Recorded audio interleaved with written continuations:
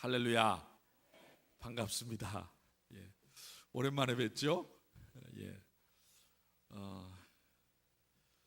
지금 우리 권사님 소개하셨습니다마는 참 오래전에 우리 주님 사랑 교회 또그 이전에 세광교회였을 때 제가 교회에서 이렇게 또 주의 종으로 사역을 했었습니다. 저를 아시는 분도 계시지만 세월이 많이 흘러서 모르는 분들도 많이 계시는 것 같아요. 네. 제가 사역하던 때가 93년부터 96년까지입니다. 그러니까 벌써 20년 넘었죠, 그죠? 20년이 넘었습니다.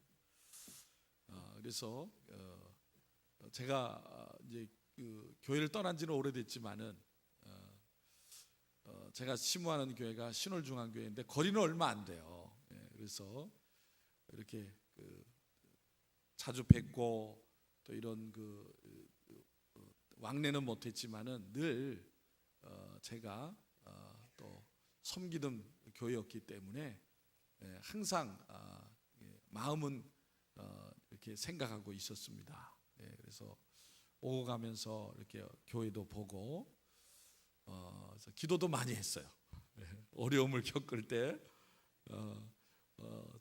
제 교회 같은 마음으로 기도도 많이 했었습니다. 오늘 오후 예배 시간에 이렇게 또 불러주셔서 말씀을 전하게 됐는데 사실 마음이 우리 사모도 같이 왔습니다만은 친정에 온 것 같아요. 그래서 친정에 오면 이제 오랜만에 오면은 사소한 얘기를 막 하잖아요. 그런 얘기를 하고 싶어요. 그런데 강단에 세우셨으니까 그런 얘기는 할 수 없고 또 나중에 시간이 되면은 그런 얘기도 우리 장로님 또 안수집사님 권사님들과 나누고 싶습니다. 참 제가 그 4년 동안 세강교회에 사역할 때 참 은혜를 많이 받았습니다. 사랑을 많이 받았습니다. 특별히 우리 제가 딸이 둘이거든요. 27, 25살이 됐습니다. 우리 작은 애가 세강교회에 제가 사역할 때 태어났어요. 산부인과가 소사초등학교 쭉 올라가면 사거리 거기에 우성산부인과라고 옛날에 있었는데 제가 그 병원 이름을 잃어버렸는데 우리 장로님이 가르쳐 주시더라고요. 거기서 태어났습니다. 우리 작은애가 유진입니다. 유진이. 그리고 또 우리 기억하시는지를 모르겠는데 우리 작은 딸이 태어났을 때 몸이 안 좋았어요. 생각나시는지 모르겠어요. 그 유문협착증이라고 위가 막히는 그런 기형으로 이제 태어났었는데 세종병원에서 수술을 하고 이제 완쾌가 돼서 지금 건강하게 잘 성장되어서 졸업을 하고 지금 직장 생활하고 있습니다. 그래서 얘기를 해줬는데 뭐 어렸을 때니까 기억이 안 나죠, 그죠? 그래서 오고 싶다 그러더라고요. 그래서 데리러 그러는데 오늘 청년 예배가 3시래 가지고 그래서 데리고 오지를 못했습니다. 오늘 또 불러주셔서 어떤 말씀을 전해야 될까 생각을 하다가 제가 3주 전에 터키 그리스를 갔다 왔습니다. 그래서 우리 성도들한테도 이제 그 말씀을 또 전했지만은 참 우리 그 주님 사랑교회 또 여전대회와 성도님들한테 이것이 좀 필요한 말씀이겠다라는 생각이 들어서 오늘 사도행전 18장의 말씀을 준비했습니다. 오늘 본문의 말씀은 사도 바울이 세웠던 고린도 교회의 모습을 중심으로 말씀을 하시고 있습니다. 본문에서 사도 바울은 고린도에 도착을 하게 됩니다. 고린도는 아테네로부터 남서쪽으로 78km 떨어진 곳에 위치하고 있었습니다. 당시 고린도는 동서무역의 요충지였습니다. 따라서 많은 상인들이 모이는 상업 도시였던 것입니다. 그리고 그 고린도에는 도시 전경이 한눈에 내려다 보이는 아크로폴리스라고 하는 언덕에 아프로디테 신전이 있었습니다. 지금은 그 유적만이 남아 있습니다. 그 신전에는 수많은 여사제들이 있었습니다. 그들은 아프로디테 여신에게 제사를 하러 온 자들과 돈을 받고 음란한 행위를 했던 것입니다. 그래서 사도 바울은 고린도 교회에 편지를 하면서 고린도전서 6장 9절, 10절, 11절에 한번 성경 말씀을 좀 올려주시죠. 준비되셨으면.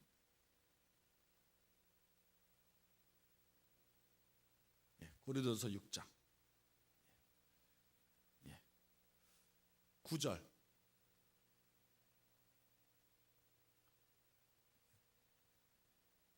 고린도전서요. 고린도전서. 준비가 잘 안 되셨나요? 나오네요. 이제 나오네요. 한번 우리 같이 읽겠습니다. 같이 시작. 불의한 자가 하나님의 나라를 유업으로 받지 못할 줄을 알지 못하느냐. 미혹받지 말라. 음행하는 자나 남색하는 자나 도적이나 탐욕을 부리는 자나 술 취하는 자나 모욕하는 자나 속여 빼앗는 자들은 하나님의 나라를 유업으로 받지 못하리라. 너희 중에 이와 같은 자들이 있더니 주 예수 그리스도의 이름과 우리 하나님의 성령 안에서 씻음과 거룩함과 의롭다함을 받았느니라. 아멘. 사도 바울이 고린도 교회에 편지하는 내용과 같이 고린도는 죄악의 도시였던 것입니다. 그런데 이런 고린도에서 사도 바울은 오늘 본문에 말씀해 보니까 1년 6개월 동안 머물면서 복음을 전했던 것입니다. 그러면 여러분 오늘 본문에서 중요한 것은 사도 바울이 그러한 도시에 어떻게 복음을 전했느냐라는 거예요. 오늘 세 가지를 말씀을 드리면 첫 번째로 5절에 보니까 뭐라고 말씀했습니까? 하나님의 말씀에 붙잡혀서 전했다라고 말씀하고 있어요. 여러분, 사람이 이 세상을 살아가면서 무엇에 사로잡혀 있느냐는 대단히 중요한 것입니다. 어떤 사람은 돈에 사로잡혀서 살아갑니다. 이런 사람은 돈밖에 몰라요. 이런 사람은 돈에 따라서 움직이게 됩니다. 돈이 전부인 줄 알고 살아갑니다. 오늘날에도 그런 사람들 대단히 많아요. 또 권력에 사로잡힌 사람도 있습니다. 지난주에 선거가 끝났잖아요. 그죠? 권력 욕심에 어떻게 해서라도 수단 방법을 가리지 않고 자신의 지위를 지키려고 하는 사람들. 또 여러 나라들을 보면은 그러한 욕심에 독재를 하는 사람들도 오늘날 이 시대에도 있습니다. 또 정욕에 사로잡힌 사람도 있습니다.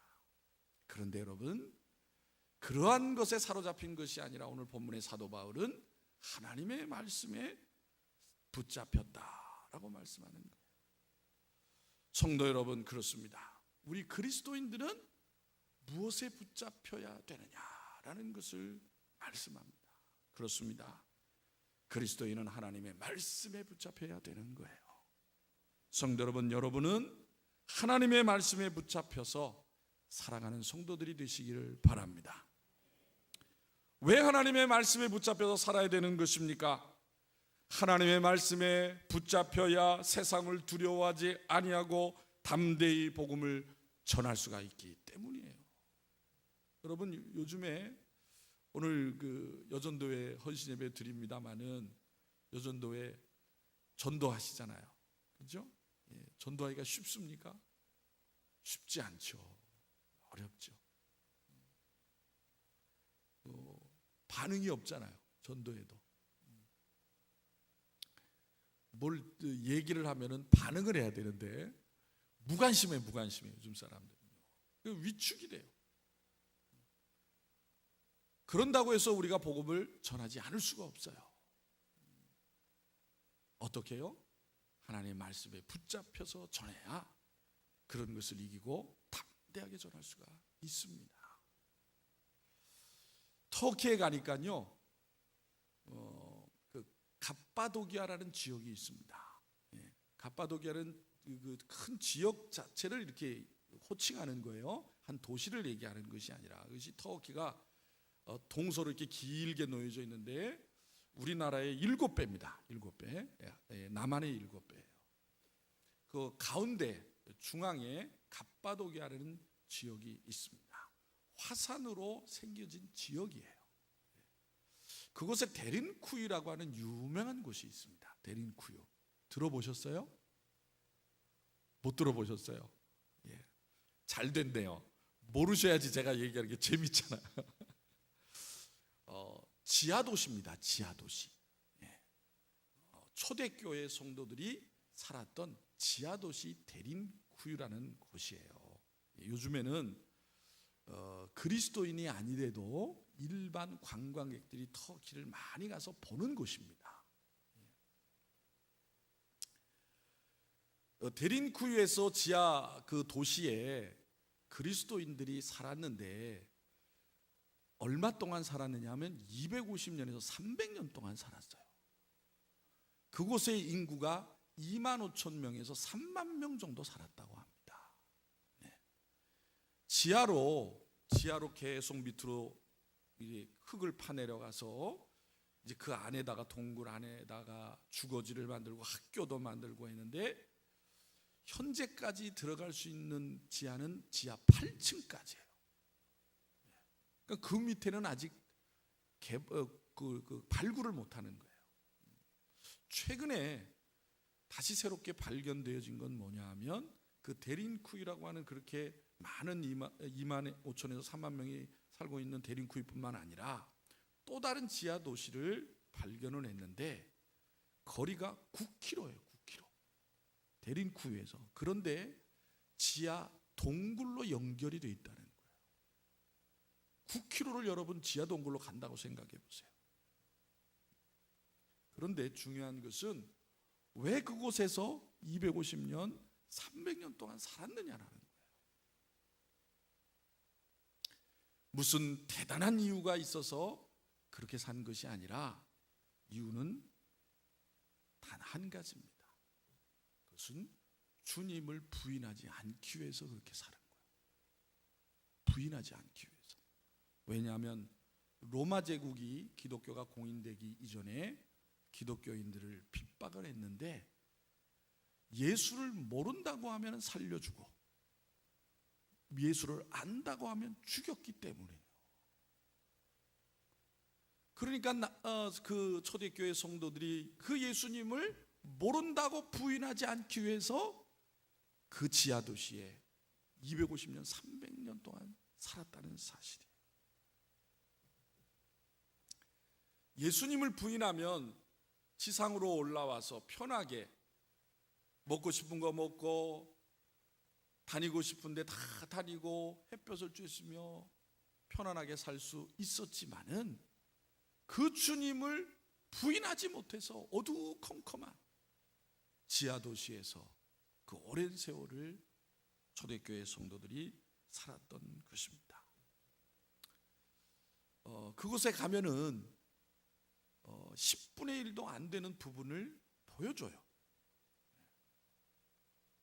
계단을 타고 내려갑니다. 내려가면은 좀 넓은 공간이 나오고 그 다음부터 굴들이 계속 나와요. 들어가 봤습니다. 굴이 정말 비좁습니다. 정말 비좁아요. 그래서 저도 그걸 들어가면서 머리를 여러 번 부딪혔어요. 그 동굴 천장에. 그나마 제가 좀 키가 작은 편이라서 그 동굴을 이렇게 들어가서 이렇게 다녔지만은 우리 목사님은 많이 힘드실 것 같아요. 정말 비좁습니다. 정말. 목사님 아직 안 가보셨어요? 정말 비좁아요. 좁고 낮아요. 그런데 여러분, 동굴 그 길이 왜 그렇게 적은 줄 아세요? 왜 적겠어요? 거기서 사는 사람들이 몸집이 그거밖에 안 되는 거예요. 왜 그렇게 작아졌겠어요? 다이어트해서요? 못 먹어서 그런 거예요. 못 먹어서. 가이드 분이 선교사예요. 선교사 10여 년 동안 계신 분인데 그런 얘기를 하시는 거예요. 저희한테 질문을 하더라고요. 그걸 쭉 보여주면서 여기에서 혹시 없는 게 뭔 줄을 아십니까? 없는 게. 거기 보면은 학교도 있고 식당도 있고 주방도 있고 다 있어요. 네. 없는 게 뭔 줄 아십니까? 뭐가 없겠어요? 화장실이 없어요. 화장실이. 식당, 우리는 식당 주변에 가면 다 화장실이 있잖아요. 그죠? 먹고 볼일을 봐야 되잖아요. 화장실이 없어. 왜 없느냐? 먹고 나올 게 없는 거예요. 나올 게. 네. 물론 있겠죠, 어딘가나. 네. 그런데 공공장소에 화장실이 없는 거예요. 그 정도로 열악한 환경 속에서 살았다라는 것입니다. 예수님을 부인하기만 하면은 편하게 살 수 있는데 그것을 지키기 위해서 먹지도 못하고 더군다나 아이가 아파도 병원에 갈 수가 없는 거예요. 자신의 아이들이 심한 질병에 걸리면 죽는 것을 바라보면서 살아야 되는 거예요. 초대교회의 성도들은 그렇게 살았다는 거예요. 여러분, 그런데 그들이 그 어려운 가운데 어떻게 살았느냐라는 거예요. 어떻게? 오늘 말씀과 같이 하나님의 말씀을 붙잡았기 때문에 인내하며 살았던 것입니다.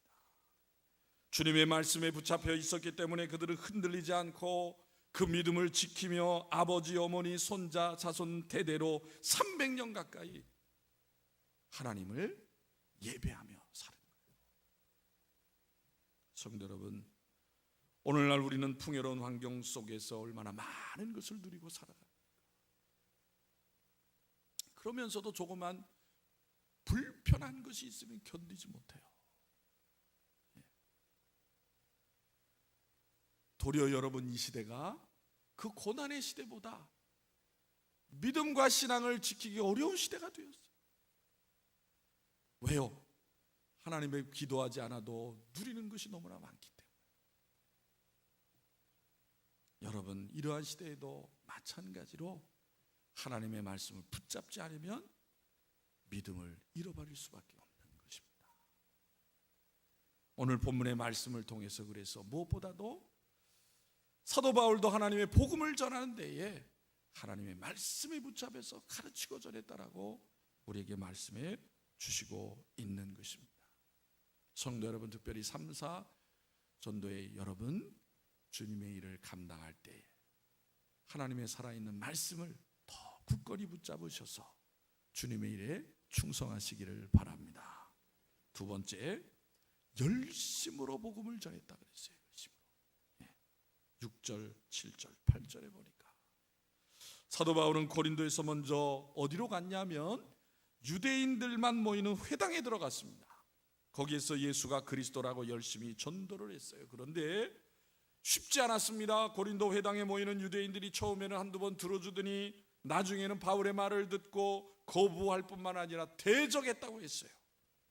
그래서 본문에 보니까 사도 바울이 너무 화가 나가지고 먼지를 털면서 내가 다시는 안 온다. 내가 차라리 이방인에 가서 복음을 전하지. 그렇게 얘기했어요. 얼마나 화가 났으면 그렇게 했어요. 사실 고린도에서도 역시 바울은 비방을 받을 뿐만 아니라 죽음의 위기도 당했던 것을 볼 수가 있습니다. 사도 바울이 더 이상 그곳에서 복음을 전하지 못할 지경께까지 놓여지게 되었습니다. 좌절하고 실망할 그런 상황이 놓여진 것입니다. 그런데 여러분, 바울이 왜 그럼에도 불구하고 유대인의 회당에 들어갔느냐라는 거예요. 사실 고린도에서뿐만 아니라 사도 바울은 가는 곳마다 먼저 유대인의 회당에 먼저 가서 그곳에서 복음을 전했어요. 왜요? 그곳이 바로 자신의 동족인 유대인들이 오는 곳이기 때문인 것입니다. 그들에게 먼저 복음을 전해서 그들을 구원하겠다는 그런 마음이 있었기 때문에 그렇습니다. 여러분, 오늘날에도 마찬가지예요. 내가 사랑하는 사람 먼저 복음을 열심히 전해야죠. 합니다. 내 가족, 내 친족, 내 이웃들에게 복음을 전하는 일이 얼마나 중요합니까? 바울이 회당에서 복음을 전하다가 거부를 당하고 비방을 받았지만은, 화도 났지만은 중요한 것은 포기하지 않았다는 거예요. 그랬더니 하나님께서 놀라운 역사를 이루셨어요. 바울이 사도 바울이 회당 옆에 있는 디도 유스도라고 하는 사람의 집에 들어갔다 그랬습니다. 그리고 거기서 누구를 만납니까?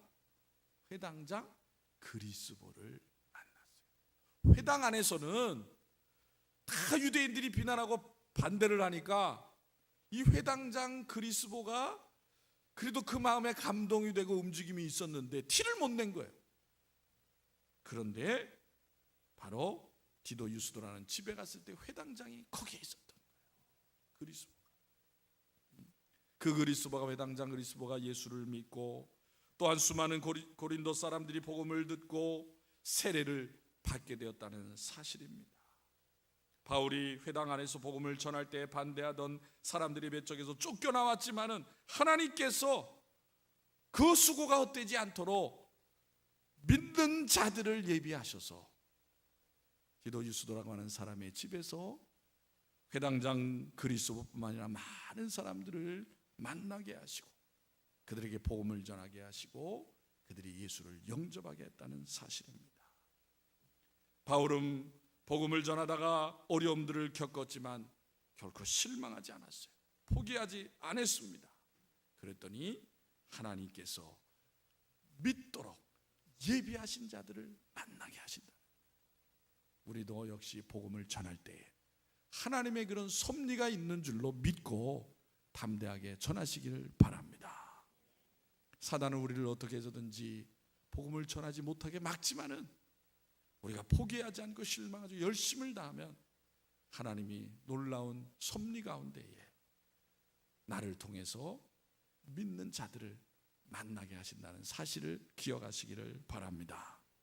사도행전 13장 48절에 보니까 이방인들이 듣고 기뻐하며 하나님의 말씀을 찬송하며 영생을 주시기로 작정된 자는 다 믿더라 그랬어요. 사도행전 14장에 보면요, 바울과 바나바가 루스드라라고 하는 곳에서 복음을 전하는 내용이 나옵니다. 14장에 보면요. 그런데 유대인들이 이 루스드라에서 복음을 전하는 바울을 방해하기 위해서 안디옥과 이고니에서까지 와서 바울을 괴롭히면서 돌로 칩니다. 돌로 쳐요. 그래서 바울이 기절을 했어. 그래서 사람들이 죽은 줄을 알았어요. 그런데 바울이 다시 정신을 차리고 다시 그곳에 들어가서 복음을 전하게 되는 것을 볼 수가 있습니다. 그런데 사도행전 14장에 보면은 단지 사도 바울이 이고니온에서 루스드라로 갔다 이렇게만 기록이 되어 있어. 네. 그래서 그냥 뭐 이쪽에 동네에 있다가 이쪽으로 그냥 갔나 보다. 우리는 그렇게만 알 수밖에 없어요. 그래서 제가 터키에 가서 그곳을 가보았어요. 그게 아니에요. 네. 그러니까 가보지 않으면 몰라. 네. 이고니온에서 루스드라로 가려면요 산맥을 넘어야 돼요. 산맥. 타우루스라고 하는 산이 있어요. 산. 엄청 큰 산입니다. 제일 높은 산이요 2300m예요. 2300m. 쉽게 여러분 이해하시려면요, 강원도 산길을 생각하시면 돼. 예. 그 강원도 강릉까지 그러면 그 큰 산맥을 넘어가야 되잖아요, 그죠? 예. 거기가 그래요. 근데 차가 버스가요 이렇게 굽이굽이 이렇게 올라가는데요 1800대까지 올라가. 예.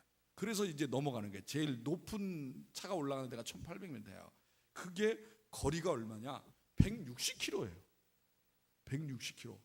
차로 가도 2시간이에요. 2시간 빨리 가요. 여러분 생각해 보세요. 지금은 차로로 그렇게 160km 가지만 사도 바울이 그 당시에 걸어갔다고 생각을 해봐요. 예? 2300m는 높은 산을 걸어서 다녔다고 생각을 해보세요. 그런데 금방 말씀드린 것처럼 사도 바울은 복음을 전하기 위해서 그렇게 갔는데 바울을 핍박하는 자들도 그 거리를 왔다는 사실이야. 대단한 거예요. 핍박하는 사람도 사단도 열심이야. 그러니까 복음을 전하는 그리스도인들은 얼마나 더 열심히 해야 되겠어요. 그래서 가이드 선교사님이 그 루스드라의 사도 바울이 그 돌에 맞은 그곳으로 추정되는 거기를 안내해 주더라고요. 감격스럽더라고요. 야, 이곳에서 거기도 동굴 집들이 많이 있습니다. 동굴 집들이 너무 이렇게 외지고 그래가지고요. 사실 물어봤더니 그 성지순례 오는 분들이 거기까지는 안 간다는 거예요. 그거 하나 보려고 여러분 2시간을 차를 간다고 생각을 해봐요. 그거 하나 보려고. 그러니까 목사님들이 가니까 거기를 보여주신 거예요. 보여주신 거예요. 달랑 그거야 그거. 네. 세상 사람들은 뭐 별거 아니네 그러지만 사실 우리 그리스도인들에게 있어서는 얼마나 소중한 거예요. 그렇죠? 현장의 역사의 현장인데 사도 바울이 돌에 맞아 죽을 뻔하던 곳 다시 정신을 차리고 복음을 전하는 것이 그곳이. 사도행전 14장 20절에 보니까 바울은 죽음을 두려워하지 않냐고 이렇게 복음을 전했다라고 말씀해주고 있습니다. 이런 바울의 열심이 로마 제국이 복음 앞에 굴복하는 역사를 이루게 했던 것입니다. 세 번째로 9절, 10절, 11절에 보니까 주님의 위로와 격려가 있었기 때문에 바울이 그 같은 죽음의 위기도 맞았지만 굴복하지 아니하고 포기하지 아니하고 복음을 전했던 것을 볼 수가 있습니다. 다시 한번 우리 9절부터 10절, 9절부터 10절 같이 9절, 10절 같이 읽어요. 시작. 밤에 주께서 환상 가운데 바울에게 말씀하시되 두려워하지 말며 침묵하지 말고 말하라. 내가 너와 함께 있음에 어떤 사람도 너를 대적하여 해롭게 할 자가 없을 것이니 이는 이 성중에 내 백성이 많음이라 하시더라. 아멘. 바울이 디도 유스도의 집으로 옮긴 그날 밤 환상을 보게 되었어요. 환상 중에 예수님께서 말씀하십니다. 바울아 두려워하지 말고 말하라. 내가 너와 함께 있음에 어떤 사람도 너를 대적하여 해롭게 할 자가 없을 것이며 이 성중에는 내 백성이 많음이라. 그러니까 하나님이 택한 자들이 많이 있다라는 거예요. 회당장 그리스보가 세례를 받았습니다. 많은 사람들이 믿었어요. 그러나 그 사람보다도 더 많은 인원이 이 성중에 있다고 하는 것을 주님이 가르쳐 주셨던 것입니다. 그래서 바울은 더 용기를 내서 그곳에서 1년 6개월 동안 머물며 열심히 복음을 전함으로 말미암아 바로 고린도 교회가 세워진 거예요. 주님은 바울에게 그에게 주신 사명을 재확인시켜 주셨습니다. 그리고 용기를 주시고 격려해 주셨습니다. 어떤 어려움 속에서도 하나님께서 주님께서 주신 그 사명을 포기하지 말라는 거예요. 여러분 우리가 이 시대에도 열심히 복음을 전할 수 있는 이유가 뭐예요? 사람 때문에 아니라 하나님의 말씀으로 내게 용기를 주시고 격려해 주시기 때문인 줄로 믿으시기를 바랍니다. 반대와 배척을 받아도 괴롭고 힘들어도 중단되어지거나 포기해서는 안 된다고 하는 것을 주님이 가르쳐 주셨어요. 2007년 4월 8일에 터키 동부 말라타야라고 하는 곳에서 있었던 일입니다. 실제로 있었던 일이에요.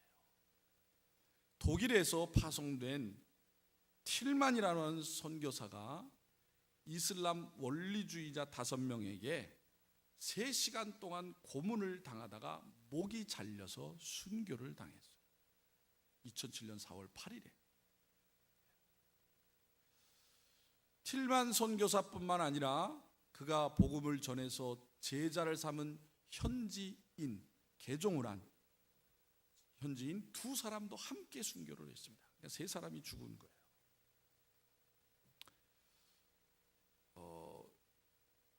그 병원에서 이제 그 시신을 가져가서 부검을 했습니다. 틸만 선교사 시신을 부검하니까 뼈가 100군데가 부러졌더래요. 100군데. 3시간 동안 고문을 당한 거예요. 무슨 고문을 당했느냐 하면은, 너 우리나라에서 복음을 전하지 말아라, 돌아가라 그런 거예요. 돌아가라. 그걸 거부한 거예요. 그래서 결국에는 고문하다가 끝까지 말을 안 듣니까 목을 잘라 죽인 거예요. 제자 2명도 역시 마찬가지. 너희들 다시 이슬람으로 회복해라. 응? 너는 터키 있는 사람 아니냐. 제자들 역시 거부한 것입니다. 그래서 역시 차명을 당한 거예요. 차명. 이 사건이 일어난 후에 터키 공영방송에서 그 틸만 선교사의 사모를, 수잔이라고 하는 분인데, 인터뷰를 했어요. 당신의 남편을 죽인 사람들을 어떻게 생각합니까? 생방송으로 인터뷰를 했대요. 물었어요. 그랬더니 수잔이라고 하는 사모님이 대답하기를, 나와 내 가족은 내 남편을 살해한 이들을 그리스도 이름으로 용서했습니다. 이슬람 국가인 터키가 큰 충격을 받은 거예요.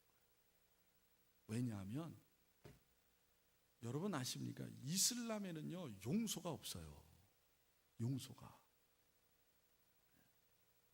저희가 지난주에 그 예전에 법무부 장관이고 이셨고 또 국정원장인 김승규 장로님, 우리 장로님들 그 장로교육위원회에서 많이 뵈셨죠? 그분이 오셔서 이슬람에 대해서 이제 강연을 하셨어요. 강연. 오후 예배 시간에 지난주에.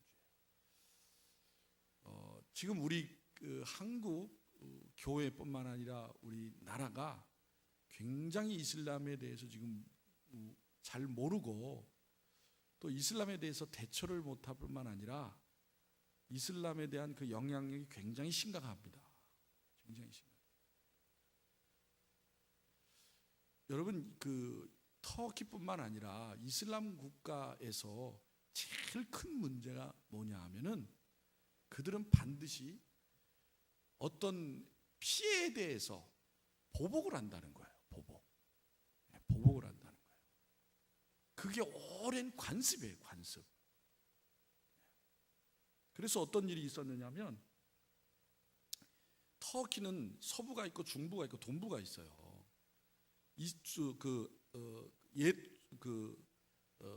비잔틴 제국 시대의 수도였던 이스탄불이 콘스탄티노플이죠.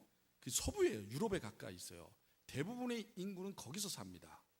그리고 중부에 조금 살고 동부에 조금 살아요. 그러니까 표현하기를 뭐냐면, 서부는 21세기, 중부는 20세기, 동부는 19세기라는 거예요. 생활 자체가. 네. 그래서 동부에서 어떤 일이 있었냐면, 어떤 지금도 그 사촌끼리 결혼을 한대요. 사촌끼리. 이유가 뭐냐 그랬더니, 재산을 남한테 주기 싫어서. 우습죠? 예. 그런데 그 가족이 아닌 한 남자가 다른 부족 여인을 좋아한 거야. 그래서 나 너 좋아하니까 나랑 결혼하자 그런 거예요. 그랬더니 여자가 그래 하자 이러면 되는데 싫다 그런 거야. 그러면서 싫다고만 그렇게만 얘기한 것이 아니라 네가 뭐가 잘났다고 내가 너랑 결혼하느냐. 그리고 모욕감을 준 거예요. 모욕감.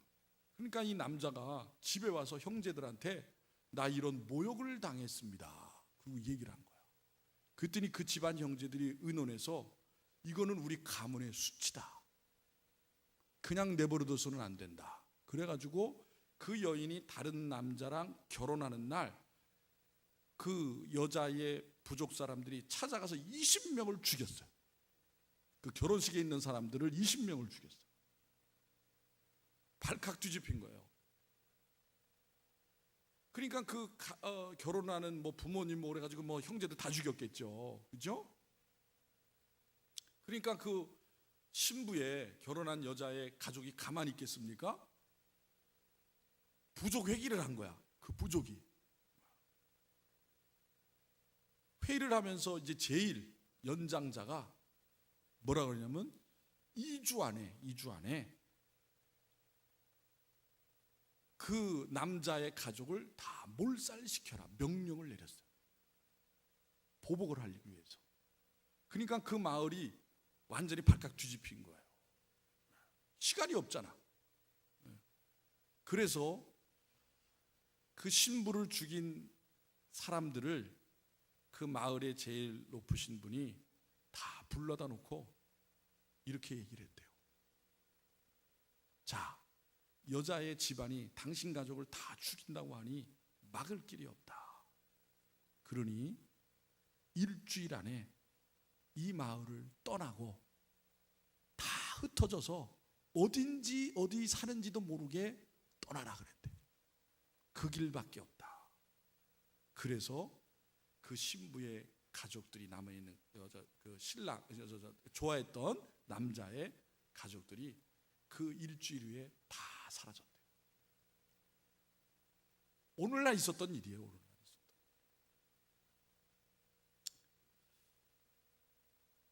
틸만 선교사 얘기를 다시 하겠습니다. 기자가 또 물었대요. 이제 당신 남편이 죽었으니까 당신도 독일로 돌아가겠습니까? 물었대. 이 수잔 사모님이 대답하기를 나는 안 돌아갑니다. 나는 내 남편의 시신을 내 남편이 사랑한 이 땅에 말라타야에 묻을 것입니다. 우리 가정은 여기서 9년 6개월을 살았습니다. 이곳은 우리의 새로운 고향입니다. 나의 아이들은 여기서 계속 학교에 다닐 것이고 우리는 남편의 무덤에 꽃을 들고 방문할 것입니다. 그리고 예전처럼 우리는 우리 이웃들에게 예수 그리스도의 사랑을 나누며 이곳에서 살아갈 것입니다. 그 얘기를 생방송으로 터키 국민들이 들고 깜짝 놀란 거예요. 왜냐하면 그들의 세상에서는 그런 일이 있을 수 없기 때문에 보복해야 되는데 사랑하고 용서한다니까 깜짝 놀랐다는 거예요. 2007년도에 있었던 일이에요. 그리고 나서 터키의 이슬람 젊은이들이 기독교가 대체 뭐냐 관심을 갖기 시작했다는 거예요. 그래서 지금도 틸만 선교사 사모님뿐만 아니라 많은 분들이 그 열악한 속에서도 복음을 전하고 있는 거예요. 아직도 여러분 태어나서 알라와 모하메드만 알지 예수를 들어보지 못하고 살아가는 사람이 부식이죠. 여러분 제가 저희 교회 갔을 때 누가의 무덤도 봤고 사도 빌립의 무덤도 봤고 사도 요한의 무덤도 보았습니다.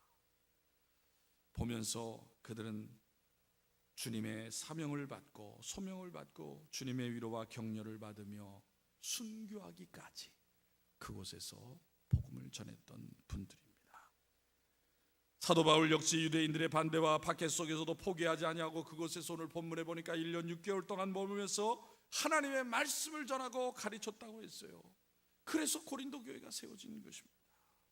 죄악의 도시에 하나님의 교회가 세워진 것입니다.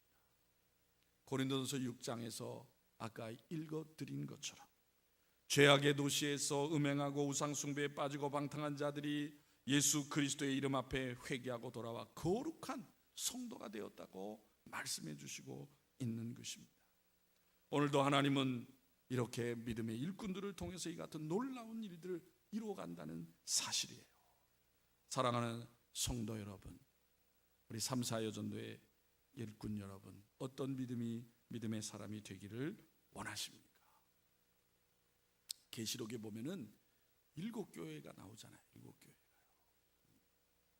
제가 터키에 가면서 그 7교회를 다 둘러봤어요.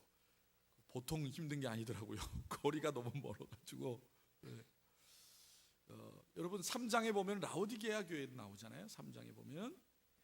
근데 주님이 라오디게아 교회에 책망을 하십니다. 뭐라고요? 뜨겁지도 차지도 아니하여서 내 입에서 너를 토하여 버리리라. 그렇게 책망을 하세요. 너무나도 그 당시에도 교회가 좋은 환경 속에 있으면 게을러지고 나태해지고 그랬다는 것을 우리에게 말씀해주고 있습니다. 여러분, 오늘날 얼마나 많은 것을 우리가 누리고 살아갑니까? 하나님 앞에 이제는 기도하지 않아도 돈만 있으면 다 해결이 되는 시대예요. 그러나 여러분, 우리는 기억해야 될 것은 주님 앞에 설 때 내가 칭찬을 들을 것인지 라오디게아처럼 책망을 받을 것인지 생각해야 되는 것입니다. 작은 능력을 가지고도 주님의 말씀을 지킨 필라델피아 교회가 있습니다. 고난 가운데에 믿음을 잃지 않았던 서머나 교회도 있었습니다. 우리는 그런 교회들을 생각하며 이 땅에서 오늘날 우리가 복음을 전할 때 어려움을 겪을 때마다 그러한 믿음의 선조와 교회들을 기억하며 주님의 일에 충성해야 될 줄로 믿습니다. 오늘 본문 말씀에 사도 바울을 통해서 무엇보다도 우리가 하나님의 일꾼으로서 바르게 충성하기 위해서 하나님의 말씀에 붙잡혀야 될 것이고 무엇보다도 주님의 격려와 위로를 받으며 열심을 다해서 세상의 어떤 일보다도 소중하게 여기고 이 사명을 감당해야 될 것을 가르쳐 주신 줄로 믿습니다. 오늘 이 말씀을 통해서 다시 한번 우리 3-4여전도의 여전도뿐만 아니라 우리 주님 사랑교회 성도 여러분, 주님의 일에 내게 맡겨진 일에 세상의 어떤 일보다도 소중한 사명감을 가지시고 주님의 일에 충성해서 하나님 앞에 설 때 큰 상급받고 칭찬받는 성도들이 다 되시기를 주의 이름으로 축원합니다. 기도드리겠습니다.